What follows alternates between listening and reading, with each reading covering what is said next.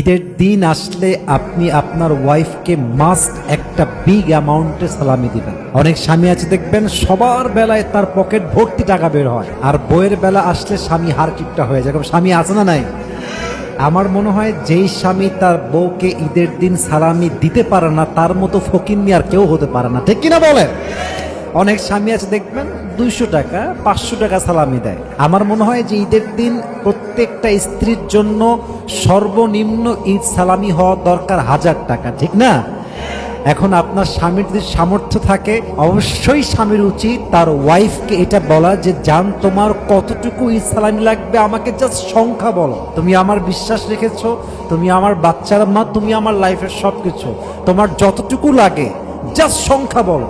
তোমার যা লাগবে আমার সামর্থ্য অনুযায়ী আমি অবশ্যই দেওয়ার চেষ্টা করবো, ঠিক কিনা বলে?